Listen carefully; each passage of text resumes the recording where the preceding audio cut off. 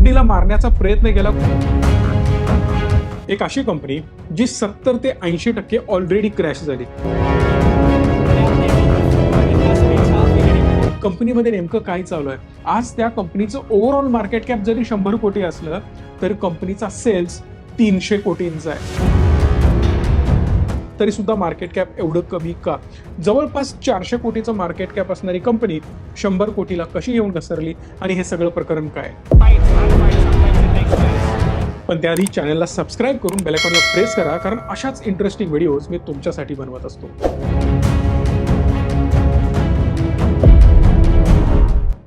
Mohan Singh Parmar MD आहेत कंपनीचे आणि सागर भानुशाली चेअरमन आहेत, त्याचबरोबर सीएफओ सुद्धा आहे। या दोघांचा एक वाद। कंपनीचं नाव आहे जीएसएम फॉइल्स। ही कंपनी करते काय? तर बेसिकली फॉइल्स बनवण्याचं काम करते। आता कुठल्या कॅटेगरीत? ॲल्युमिनियम आहे आणि ब्लिस्टर फॉइल्स या दोनही कॅटेगरीमध्ये मॅन्युफॅक्चरिंगचं काम ही कंपनी करते। सेल जबरदस्त ग्रो होतोय, सगळं काही व्यवस्थित सुरू होतं, कुठल्याही प्रकारचा प्रॉब्लेम फंडामेंटली फायनान्शियली कंपनीमध्ये दिसत नव्हता। पण अतिशहाणा त्याचा बैल रिकामा। सागर भानुशालीने सिम्पली फॉरेन इक्विटीजमध्ये काम करायला सुरुवात केली। अग्रेसिव्ह ट्रेडिंग असेल, अग्रेसिव्ह डिसिजन्स असतील आणि हे सगळे उद्योग करून 50 ते 55 कोटी रुपये उधळले मार्केटमध्ये आणि यामुळे त्याचा हेवी लॉस झाला। हा झालेला लॉस रिकव्हर करण्यासाठी त्याने वेगवेगळ्या ट्रिक्स वापरायला सुरुवात केली। पर्सनली आपण मोहन सिंगना जरी बघितलात तर त्यांनी सुद्धा आपले काही स्टेक्स गेल्या क्वार्टरमध्ये विकले होते। जवळपास 12% स्टेक स्वतःचे ऑलरेडी कमी केलेत पर्सनल रिझनसाठी। ते कुठल्याही प्रकारे डिस्क्लोज झालेलं नाही। पण भानुशाली मात्र प्रचंड अडचणीमध्ये अडकलेला होता।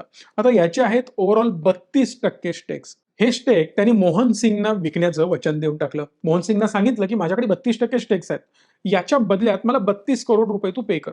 आता या 32 करोड मध्ये किती टक्के स्टेक तो त्यांना देणार होता याच्याबद्दल अजून माहिती बाहेर आलेली नाहीये। पण डायरेक्ट मोहन सिंग कडून त्याने 32 कोटी रुपये उचलले। आले 32 कोटी अकाउंटला, पण स्वतःची स्टेक मात्र पास करण्यासाठी क्लिअरली नकार देऊन टाकला। आता स्टेक्स तर मिळत नाहीयेत, हा पैसे तर घेऊन बसलाय, मग करायचं काय? तर याच्या विरोधात आपल्याला लीगल काय ऍक्शन घेता येईल याच्या मागे मोहन सिंग लागले होते। पण सागरला मात्र भीती होती, आता आपण अडचणीत येऊ शकतोय। सागरने सिम्पली सुपारी देण्याचा निर्णय घेतला। कोणाची? एमडीची। मोहन सिंग यांची सुपारी दिली। जवळपास 51 लाख रुपयांमध्ये सुपारी देण्याचा निर्णय झाला। 40-50 लाख रुपये ते देणार होते। ही डील झाल्यानंतर 5 लाख रुपये ऍडव्हान्स पण देण्यात आला आणि त्यानंतर या सुपारीबाज लोकांनी मोहन सिंग परमारवर डायरेक्ट गोळ्या झाडल्या। आता पहिली गोळी झाडली म्हणजे देव किती एखाद्या व्यक्तीच्या पाठीशी असतो हे पण बघा। एक गोळी झाडली, खांद्याला लागली, त्यामध्ये डायरेक्ट डेथ झाली नाही, पण दुसरी गोळी मारताना मात्र ती बंदूक जॅम झाली। लोकल बाजारातून घेतली असणार आहे, त्यामुळे तीही जॅम झाली आणि यातून मोहन सिंग यांचा जीव वाचला। त्यांना ऍडमिट करण्यात आलं, लगेच त्यांच्यावर उपचार करण्यात आले, त्यांना वाचवण्यात आलं। पण ज्या लोकांनी गोळ्या झाडल्या त्यांना ट्रेस करून पकडण्यात पोलीस यशस्वी ठरले। ओव्हरऑल 7 लोकांना अरेस्ट करण्यात आली आहे आणि त्यांची चौकशी सुद्धा सुरू आहे। पण coming back to the point, 5 lakh रुपये घेऊन हा सगळा कांड त्यांनी केलाच। पण आता नेमकं कंपनीमध्ये काय होतंय? जी कंपनी 280 पेक्षाही जास्त प्राइसला ट्रेड करत होती, आज ती 80च्या दरम्यान आली आहे। लोअरवर लोअर सर्किट लागतायत, रोज स्टॉक आपटतोय। आता याच्या मागची कारणं मी तुम्हाला एक्सप्लेन करून सांगतो। ब्रॉडर लेवलला जर तुम्ही स्टॉकचा अनालिसिस केलं तर तुम्हाला दिसेल स्टॉकचा पी आजच्या घडीला 5 आहे। पण हिस्टॉरिकल पी जर तुम्ही बघितला तर तो समवेअर अराउंड 140च्या आसपास गेला होता, विच इज ओव्हर व्हॅल्यूड। आता एवढं व्हॅल्युएशन देण्यामागचं कारण काय असू शकतं हे बघणं पण गरजेचं आहे। स्टॉक किंवा कंपनी काही खूप जुनी बिलकुल नाही। 2019ला स्थापना झाली, तेव्हापासून कंपनीची सुरुवात झाली, पण 2024ला मात्र ही कंपनी लिस्ट झाली।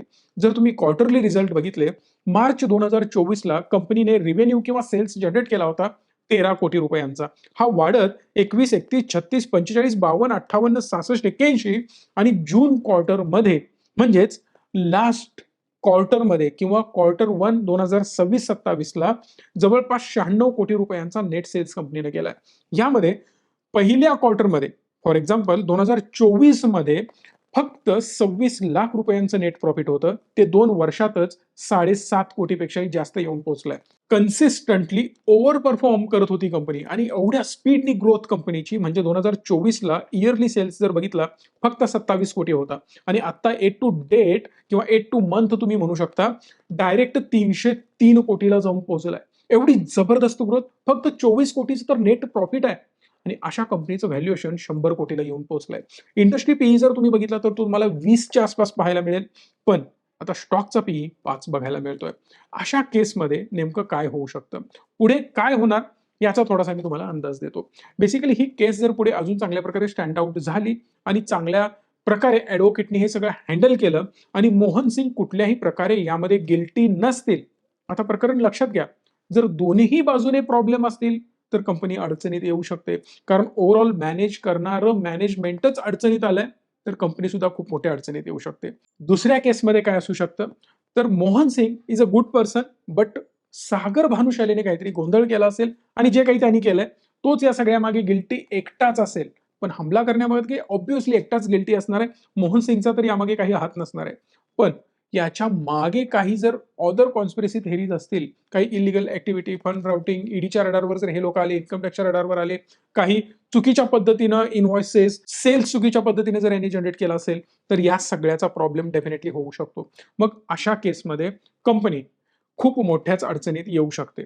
पण एक गोष्ट लक्षात ठेवा, जर मोहन सिंग गिल्टी नसेल, त्याला कुठल्याही प्रकारची शिक्षा जर झाली नाही, तर डेफिनेटली स्टॉक परत कमबॅक करू शकतो. होतं काय आणि काय अपडेट्स आहेत हे बघणं गरजेचं आहे आणि त्या मी तुमच्यापर्यंत पोहोचवणार आहे. पण त्यासाठी महत्त्वाची गोष्ट ही आहे, कंपनीचं ऑपरेटिंग प्रॉफिट मार्जिन जर तुम्ही बघितलं तर ते 12% आसपास बघायला मिळत आहे. पण कंपनीचे लोन्सही तेवढेच आहेत. 40 कोटीच्या आसपास कंपनीचे लोन आपल्याला बघायला मिळतात आणि ओव्हरऑल कंपनीकडे रिझर्व्ह जर तुम्ही बघितले तर 60 कोटीच्या आसपास आपल्याकडे फक्त रिझर्व्ह बघायला मिळतील. पण एक इंटरेस्टिंग फॅक्ट ही आहे, सागर सिंगने आपले स्टेक देण्याचा वादा तर केला होता, 32% त्याच्याकडे आहेत, पण आज तो स्वतः सगळ्यात मोठा स्टेक होल्डर आहे. कारण मोहन सिंगकडे सुद्धा तेवढे स्टेक होते, पण त्यांनी 12% स्टेक्स लास्ट क्वार्टरला सेल करून टाकलेत आणि पर्सनल रिझनसाठी त्यांनी हे सेल केलंय असं सांगितलंय. बट ओव्हरऑल पुढे काय होईल हे बघणं खूप इंटरेस्टिंग असेल. तुमचं मत या स्टॉक बद्दल काय आहे मला कमेंट बॉक्समध्ये सांगू शकता. या व्हिडिओला लाईक, शेअर आणि चॅनलला सबस्क्राईब देखील करू शकता. धन्यवाद. Stay tune and stay positive.